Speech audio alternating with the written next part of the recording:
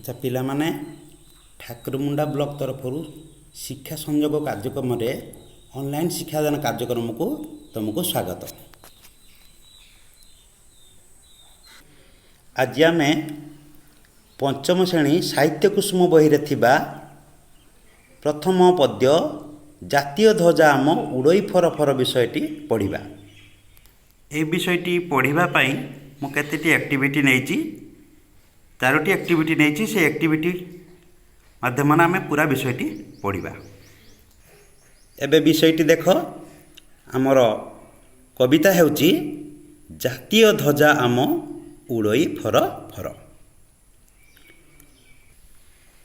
ये जातीय ध्वजा आम उड़ई फर फर कविताटी ये कवि किए जानिच देख बहिरा देख जातीय ध्वजा आम उड़ई फर फर कवितार कवि किए पंडित उपेन्द्र त्रिपाठी। आमे प्रथमे पंडित उपेन्द्र त्रिपाठी विषय टिके परिचय नेबा। देख शेष पृष्ठारे तांकर कवि परिचय टिके देइछि ताको पढ़ीदेबा। पंडित उपेन्द्र त्रिपाठी 1903 मसीहा सेप्टेम्बर मास 10 तारिख दिन जन्मग्रहण करथिले। से पिलामानक पई अनेक साहित्य रचना करिसंती। सेमानक मध्यरे कुहू कुहू, ऋणु झुणु, सुलु सुलु, घंटी घागुड़ी, कला बौद्ध, भाई भौणी, पुसी माउसी, हजिला बलद खजिला ठेई, डालरे मांकड़ मारई डिया, उदय भानु इत्यादि प्रधान। 1994 मसीह कविंकर देहांत होइतिला। अच्छा पिला माने तमे बहिर देख जे तुमर कवि जो परिचयटा आम पढ़िले से कवि को टिके आम देखा तांको परिचय जानले तांकर आउ किछि कीर्तिकला मध्य जानिबा। कवि उपेन्द्र त्रिपाठी जड़े साहित्यकार कवि एवं नाट्यकार एवं जड़े राजनीतिज्ञ थिले। ये होछि तांकर फोटो देख ये होचंती कवि उपेन्द्र त्रिपाठी। आम तांको विषय जानिले एबे आमे आस आम विषय को जीवा। आज आम जो कविताटी पठन करवा से ना तार ना कौन अच्छी जातीय ध्वजा आम उड़ई फर फर। अच्छा पिला माने तमे जातीय पताका देखिच? तम विद्यालय जातीय पताका उड़ा जाए?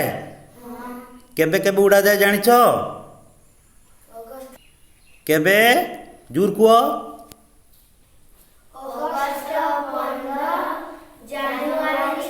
हाँ आम विद्यालय रे अगस्ट 15 जानुआरी 26 रे जातीय पताका पालन करा जाए। अच्छा पिला माने कहलो जातीय पताका रे केतोटी रंग? तीनोटी रंग। आम जातीय पताकार अन्य नाम कौन? तीनोटी रंग थिबा हातरू ता नाम होची त्रिरंगा पताका। कौन? तुमको यदि प्रश्न आसे जातीय पताकार नाम कौन? त्रिरंगा। या आम देश भारतर जातीय पताका। अच्छा तमे माने विद्यालय रे जेतेबेले जातीय पताका उत्तोलन कर अगस्ट 15 आ जानुआरी 26 रे सेतेबेले तमे कौन कर? मु मने पकई दउची आमे जातीय पताका तले समस्ते साथी होई छिड़ा हऊ आ भारत मातार जयगान करी आमे प्रभात फेरी करू। केवल आम विद्यालय रे नुहे समस्त विद्यालय रे जातीय पताका उत्तोलन करा जाए। तमे माने तम दीदी सार मान सहित मिसी जातीय पताका उड़ाओ, प्रभात फेरी कर, भारत मातार जयगान करी से दिवसटी को खूब धूमधाम रे पालन कर। पुणी प्रभात फेरी पर निज विद्यालय को आसी पताका स्तंभ तले रही आमे जनगण मन अधिनायक जो जातीय संगीतटी आमे गान करूँ। बहिरे देख जे तम बहिरे मध्य पिला माने जातीय पताका तले छिड़ा होइछंती। जातीय पताका तले छिड़ा होई जातीय संगीत गान करुछंती। आमे ई प्रथम ऊपर देख जे विषयटा ना अछि जातीय ध्वजा आम उड़ई फर फर। एथिरे कवि वर्णना करिछंती जे ସ୍ୱାଧୀନତା ପରର ଘଟଣାକୁ ମନେ ପକାଇ। ତମେ ଜାଣିଛ ଆମ ଦେଶ କେବେ ସ୍ୱାଧୀନ ହୋଇଥିଲା? 1947 ମସିହା ଅଗଷ୍ଟ 15 ତାରିଖ ଦିନ ଆମ ଦେଶ ସ୍ୱାଧୀନ ହୋଇଥିଲା। ସେହି ଦିନଠାରୁ ଆମେ ପ୍ରତିବର୍ଷ ଅଗଷ୍ଟ 15 ଦିନ ଜାତୀୟ ପତାକା ଉତ୍ତୋଳନ କରୁଛେ। ଆଉ ଜାନୁଆରୀ 26 ଯେ ସାଧାରଣତନ୍ତ୍ର ଦିବସ, ସେହିଦିନ ଆମ ଭାରତ ବର୍ଷରେ ନୂଆ ଶାସନ ପ୍ରଣୟନ ହୋଇଥିଲା, ସେଥିପାଇଁ ଜାତୀୟ ପତାକା ଉତ୍ତୋଳନ କରୁଛେ। ଆଚ୍ଛା, ତୁମେ ଲକ୍ଷ୍ୟ କର ଜାତୀୟ ପତାକାରେ ଯେଉଁ 3ଟି ରଙ୍ଗ ଅଛି, ସେହି 3ଟି ରଙ୍ଗ ବିଷୟରେ ମୁଁ ତୁମକୁ କହିଦେବି। ଆଚ୍ଛା କହିଲ, ଜାତୀୟ ପତାକାରେ ଯେଉଁ ରଙ୍ଗ ଅଛି 3ଟି, ସଭା ଉପର ରଙ୍ଗଟି କି ରଙ୍ଗ?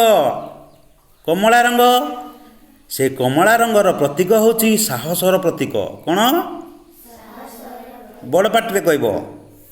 ମଝିରେ କେଉଁ ରଙ୍ଗ ଅଛି? ଧଳା। ସେହି ଧଳା ରଙ୍ଗର ପ୍ରତୀକ ହେଉଛି ଶାନ୍ତିର ପ୍ରତୀକ। ଏହାପରେ ସଭା ତଳେ କି ରଙ୍ଗ ଅଛି? ସେହି ସବୁଜ ରଙ୍ଗର ପ୍ରତୀକ ହେଉଛି ମୈତ୍ରୀର ପ୍ରତୀକ। କ'ଣ?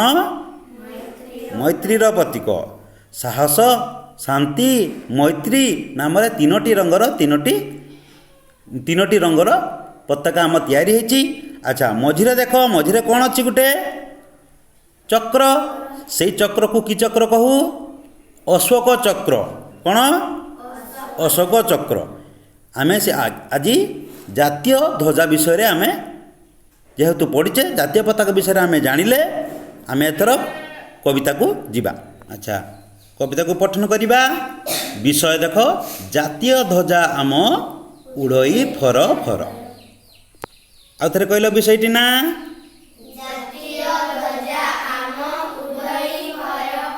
ଆଚ୍ଛା, ଏବେ ଗୀତଟି ଆରମ୍ଭ କରିବା। ମୁଁ ଗାଉଛି, ତୁମେମାନେ ମୋ ସ୍ୱରକୁ ଲକ୍ଷ୍ୟ କରି ଅନୁକରଣ କରି ଗାଇବ। ଆରମ୍ଭ କରିବା। ବିଦେଶୀ ଶାସନରେ ଅଧୀନ ଥିଲା ଦେଶ,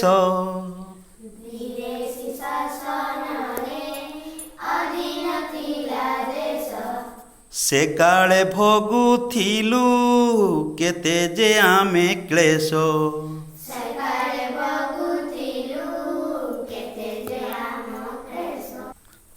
ସ୍ୱାଧୀନ ଆଜି ଆମେ କାହାକୁ ନାହିଁ ଡର,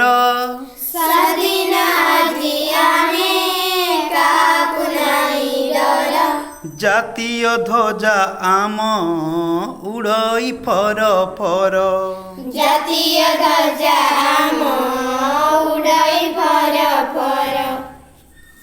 ଦ୍ୱିତୀୟ ପଦକୁ ଯିବା। ଏଣିକି ଭଲ ଯାହା କରିବୁ ସେହି କାମ,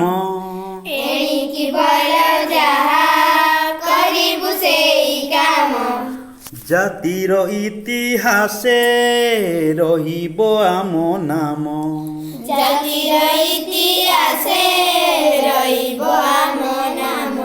କର୍ତ୍ତବ୍ୟ ପଥ ଧରି ହୋଇବୁ ଅଗ୍ରସର,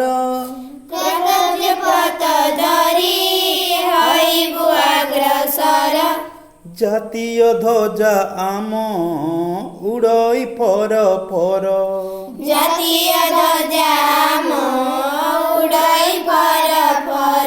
ଭୋକିଲା ହୋଇ ଆଉ ରହିବେ ନାହିଁ କେହି,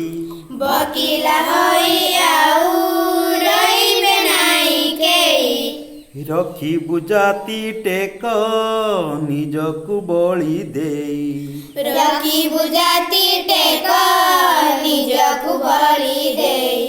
ସ୍ୱଦେଶ ସେବା ବ୍ରତ କରିବୁ ଜୀବନର,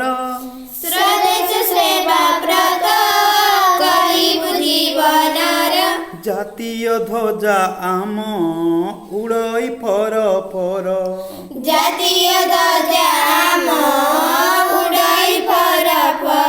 ପଛୁଆ ନୁହେଁ କେହି ସଭିଏ ଭାଇ ଆମ,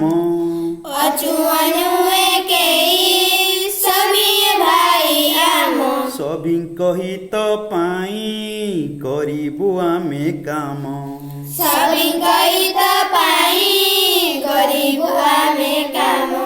ସମସ୍ତେ ଆପଣାର ଜଣେ କେ ନୁହେଁ ପର ସମସ୍ତେ ଆପଣାର ଜଣେ କି ନୁହେଁ ପର ଜାତୀୟ ଧ୍ୱଜା ଆମ ଉଡ଼ଇ ଫର ଫର ଜାତୀୟ ଧ୍ୱଜା ଆମ ଉଡ଼ଇ ଫର ଫର ଦେଶରେ ଖୋଲି ଦେବୁ ବିବିଧ କାରଖାନା ଦେଶରେ ଖାଲି ଦେବୁ ବିବିଧ କାରଖାନା ଯେପରି ଉତ୍ପନ୍ନ ହୋଇବ ଦ୍ରବ୍ୟ ନାନା ଯେପରି ଉତ୍ପନ୍ନ ହୋଇବ ଦ୍ରବ୍ୟ ନାନା ଗଢ଼ି ଉଠିବେ ପୁଣି ଅସଂଖ୍ୟ କାରିଗର ଗଢ଼ି ଉଠିବେ ପୁଣି ଅସଂଖ୍ୟ କାରିଗର ଜାତୀୟ ଧ୍ୱଜା ଆମ ଉଡ଼ଇ ଫର ଫର ଜାତୀୟ ଧ୍ୱଜା ଆମ ଉଡ଼ଇ ଫର ଫର ଆମେ ଯେ ବୀର ଜାତି ନଇବୁ ନାହିଁ ମଥା ଆମେ ଯେ ବୀର ଜାତି ନଇବୁ ନାହିଁ ମଥା କରିବୁ ପ୍ରାଣ ଦେଇ କହିବୁ ଯେଉଁ କଥା କରିବୁ ପ୍ରାଣ ଦେଇ କରିବୁ ଯେଉଁ କଥା ମରତେ ଖେଳାଇବୁ ସୁଷମା ସରଗର ମୋର ତ ଖେଳାଇବୁ ସୁଷମ ସରଗର ଜାତୀୟ ଧ୍ୱଜା ଆମ ଉଡ଼ଇ ଫର ଫର ଜାତୀୟ ଧ୍ୱଜା ଆମ ଉଡ଼ଇ ଫର ଫର ଜ୍ଞାନ ବିଜ୍ଞାନେ ଆମେ ନହିବୁ କାହା ପଛ ଜ୍ଞାନ ବିଜ୍ଞାନ ଆମେ ନଇବୁ କାହା ପଛ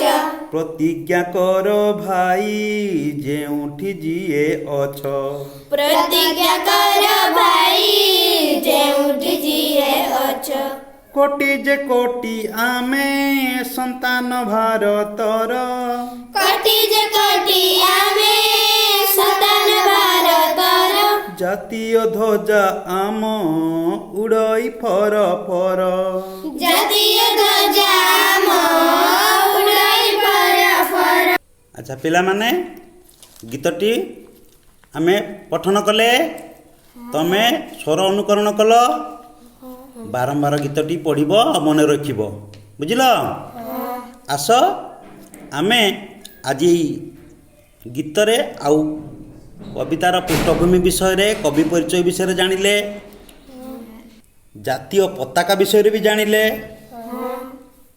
ଜାତୀୟ ପତାକାକୁ କ'ଣ କୁହାଯାଏ ସେଟା ବି ଜାଣିଲେ ଜାତୀୟ ପତାକାରେ କେତୋଟି ରଙ୍ଗ ସେଟା ବି ଜାଣିଲେ କେବେ ଜାତୀୟ ପତାକା ଉତ୍ତୋଳନ କରାଯାଏ ସେ ବି ଜାଣିଲେ ଆଚ୍ଛା ପରବର୍ତ୍ତୀ ପିରିୟଡ଼ରେ ଆର ଅନ୍ୟ ପାଠ ଅଭ୍ୟାସ ପାଠ ଆଲୋଚନା କରିବା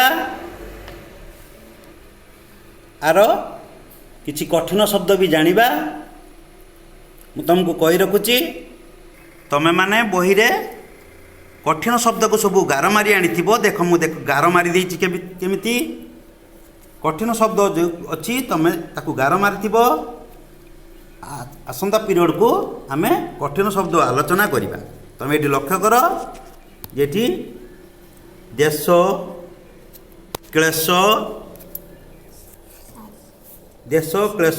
ଡର ଫର ଫର ଏଗୁଡ଼ା ସବୁ କ'ଣ ସମତାନ ଶବ୍ଦ ପଦକୁ ପଦ ଠିକ୍ ମିଶୁଛି ସମାନ ସମାନ ତାପରେ ଏଠି ଦେଖ କାମ ନାମ ଅଗ୍ରସର ଫର ଫର ଇଏ ସବୁ ସମତାନ ଶବ୍ଦ ଇଂରାଜୀରେ ଯେମିତି ରାଇମ୍ ୱାର୍ଡ଼ ଥାଏ ଓଡ଼ିଆରେ ସେଟା ସମତାନ ଶବ୍ଦ ଆଗାମୀ ପିରିୟଡ଼ରେ ଆମେ କଠିନ ଶବ୍ଦ ଆଉ ବିଷୟର ଭାବାର୍ଥ ଧାଡ଼ି ଧାଡ଼ି କରି ବୁଝେଇଦେବି ଆଜି ମୁଁ ଏତିକିରେ ରଖିବା ଆଉ ଆଜି ପାଇଁ ତୁମକୁ ମୁଁ କିଛି କାର୍ଯ୍ୟଫର୍ଦ୍ଦ ତୁମ ପାଇଁ ତିଆରି କରିଛି ଦେଖ ପ୍ରଥମ ପିରିୟଡ଼ରେ କାର୍ଯ୍ୟଫର୍ଦ୍ଦ 1 ତୁମକୁ ପଚାରିବି ଉତ୍ତର ଦେବ ନ କହିପାରିଲେ ପଚାରିବ ମୁଁ କହିଦେବି ହେଲା 1 ନମ୍ବର ପ୍ରଶ୍ନ କ'ଣ ଦେଇଛି ଜାତୀୟ ପତାକାରେ କେତୋଟି ରଙ୍ଗ 3ଟି ଆଚ୍ଛା 2ରେ ଆମେ କେବେ ବିଦ୍ୟାଳୟରେ ଜାତୀୟ ପତାକା ଉଡ଼ା